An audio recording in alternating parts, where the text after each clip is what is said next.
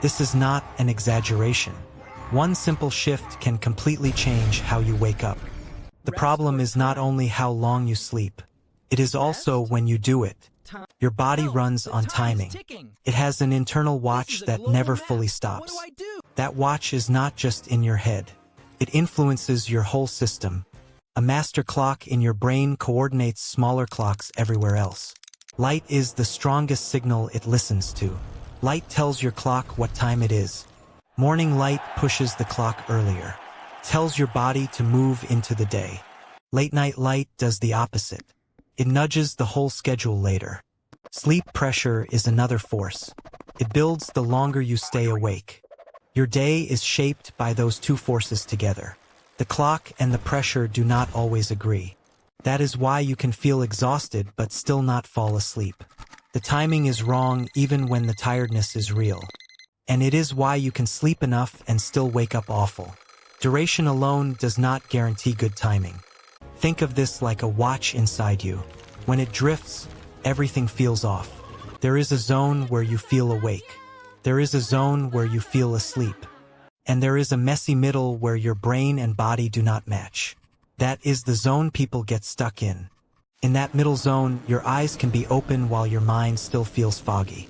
You are technically up but not really online. Or your mind can feel wired while your body is begging for sleep. That mismatch is brutal. Melatonin is part of this picture.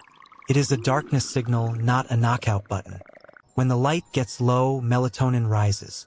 Your system starts preparing for sleep.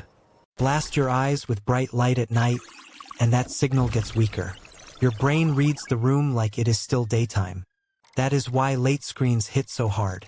They are not neutral background noise to your clock. Morning light works in your favor again. It helps shut down that night signal and raise alertness. Cortisol also follows a rhythm. You want that alerting wave to rise at the right time. Body temperature follows a daily curve too. You are not the same system at every hour. When temperature is near its nightly low, sleep usually comes easier. The body is already leaning that way. As temperature rises toward morning, waking gets easier. Your body is moving toward action. Consistency trains all of these systems together. Repetition is what teaches the clock.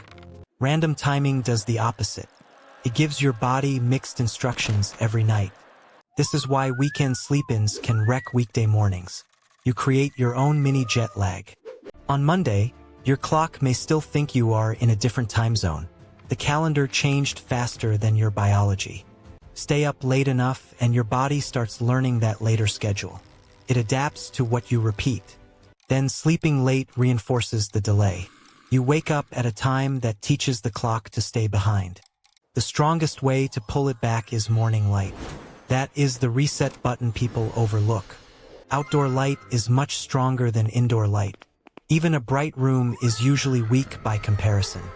That is why a short walk soon after waking can help so much. It anchors the day early. Food timing matters too. Meals can act like supporting signals for the rest of the body.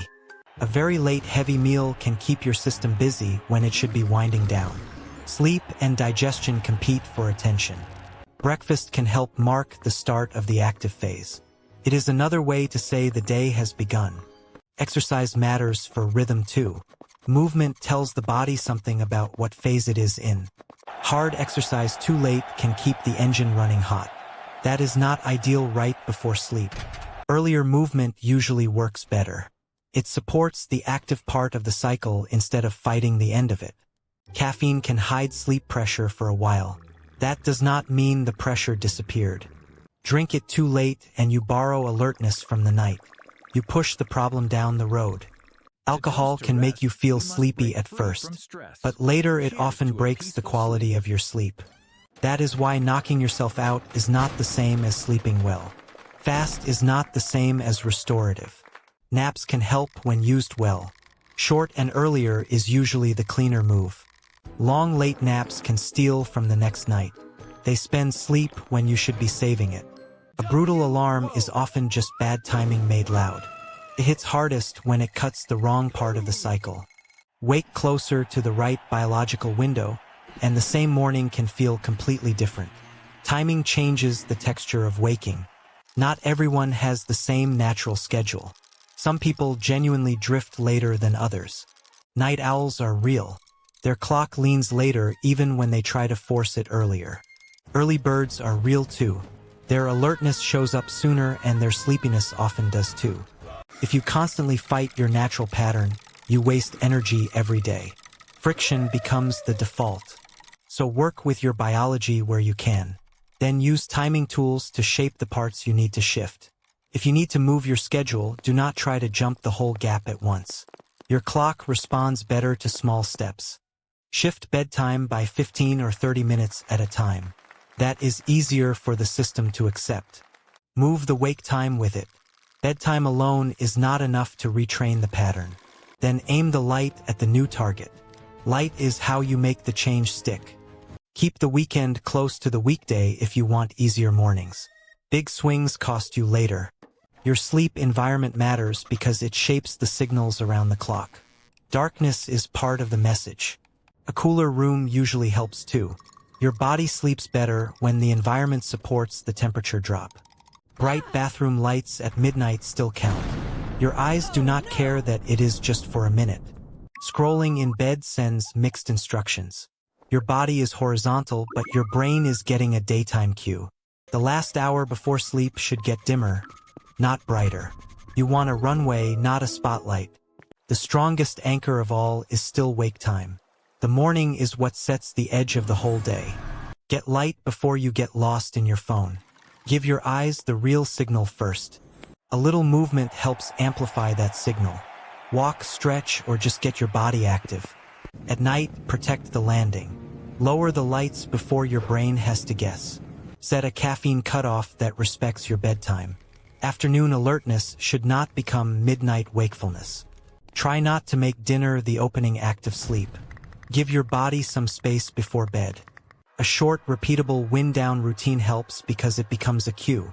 The pattern itself starts to mean sleep. If one night goes badly, do not panic and wreck the next day.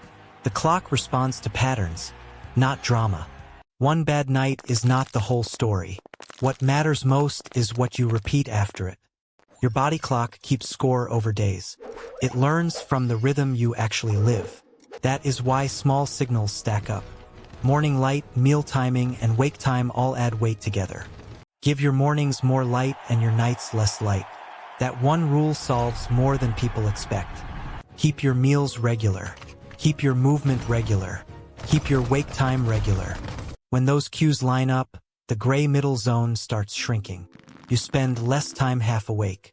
And that is when waking up starts to feel cleaner. Not easy every day, but far less chaotic. The point is not perfection.